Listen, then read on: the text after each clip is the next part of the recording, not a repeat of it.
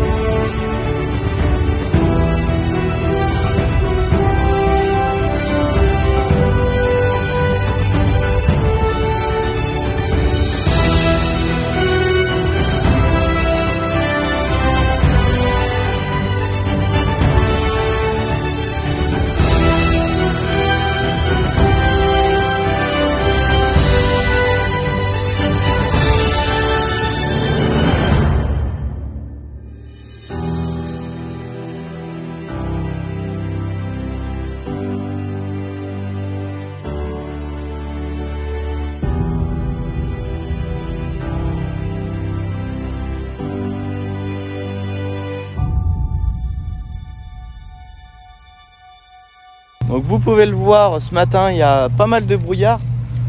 Aujourd'hui il y avait une rosée assez prononcée, donc c'est pour ça qu'on n'a pas commencé trop tôt non plus.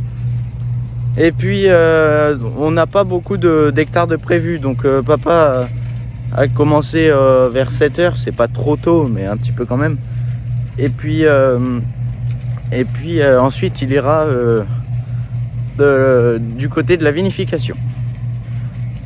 Donc il était annoncé de la pluie pour aujourd'hui. Papa a regardé la météo hier, il y en avait plus d'annoncé le matin, donc on a décidé de vendanger un petit peu encore, toujours pour avancer le maximum avant la maladie, le botrytis qui va faire pourrir les grappes. Et puis au vu de comment elle est développée, ça pourrait aller très très vite. Bien, donc comment le chauffeur, donc papa prouve les rangs qui ont été vendangés et ceux qui ne le sont pas. Eh bien, auparavant, on faisait par rapport, on regardait si les grappes, si au loin les grappes étaient ramassées, c'est-à-dire s'il n'y avait plus de raisin dessus. Je vais vous montrer. Et puis il y a un autre. Donc là, on peut voir que il n'y a plus de raisin sur les rafles. Un petit peu là, mais c'est parce qu'on est en tout début de maturité et ça se décroche très très mal. Donc vaut mieux qu'on en laisse un petit peu des pas du tout mûrs, plutôt qu'on aille tout et que le vin soit extrêmement acide. Donc comment il repère? Donc grâce à ça, si les rafles, ce qui tient les raisins, s'il n'y a plus de raisins dessus, c'est que le rang est vendangé. S'il y a encore des raisins dessus, c'est que le rang n'était pas vendangé. Maintenant, la machine dispose d'un GPS avec une carte qui lui marque les rangs où il est passé et ceux où il n'est pas passé. Après, sinon, dans les sols travaillés, on regarde par rapport aux marques de pneus. Voilà. Et on voit en fait dans les deux sens si on est passé ou pas dans le rang. Mais maintenant, c'est plus simple. On a une petite carte dans la machine qui se colorie quand on est passé et qui reste blanche quand on n'est pas passé. Et comme ça, on sait exactement le rang où on doit passer.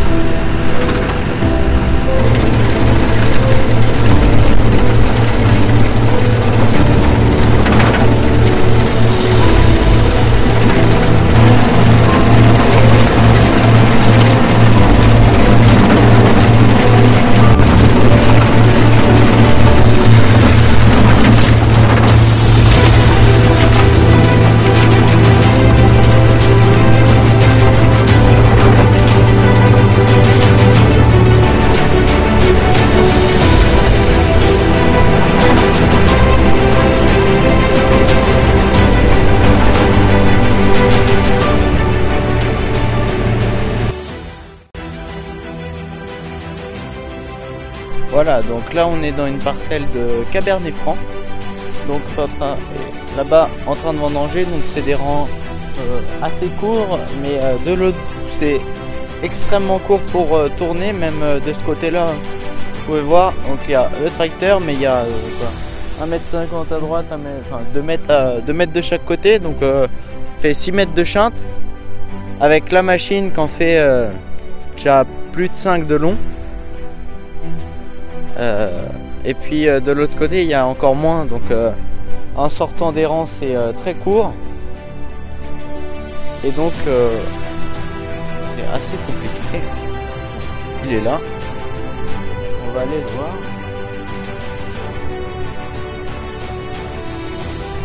Voilà. Donc il y a l'air d'avoir un petit peu de rendement quand même, parce que là on avait, enfin j'étais pas encore arrivé moi avec une benne, et puis papa en l'espace de 10 minutes avait rempli la remorque, enfin ses bennes au niveau de la machine. Donc c'est que ça doit être plutôt pas mal. Bien, donc ensuite en fin de soirée, une fois les vendanges terminées, on nettoie la machine qui est là-bas derrière, ainsi que les bennes. Bon, aujourd'hui on en a utilisé qu'une, on utilisera peut-être l'autre également quand on sera un petit peu plus loin.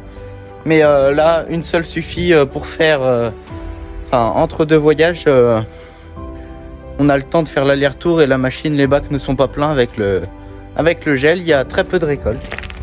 Donc aujourd'hui, on a fait à peu près 4 hectares. Ça fait 2 pressoirs. Donc on a fait 3 bennes et demie. Ça fait pas beaucoup. Et donc là je vais nettoyer donc la benne, et papa fera la machine à vendanger après. Donc là on a en dessous un petit bouchon.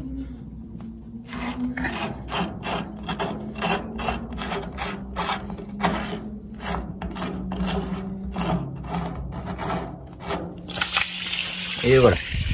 Donc là il y a un fond de jus qui coule, plus un peu d'eau, parce que papa a déjà pré-rincé la benne.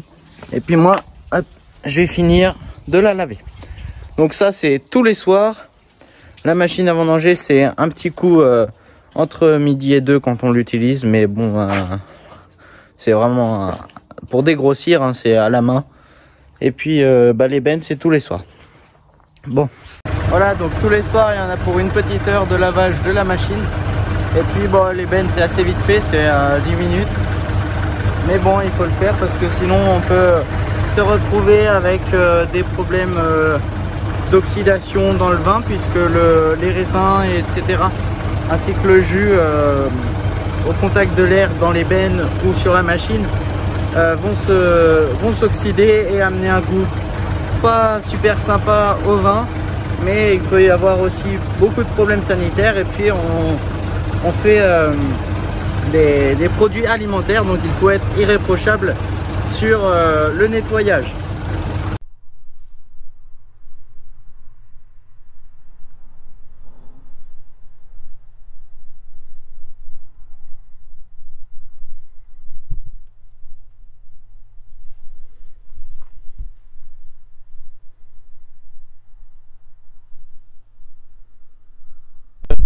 Aujourd'hui donc on est le 26 août, donc dimanche 26 août, si tout va bien vous verrez cette vidéo ce soir.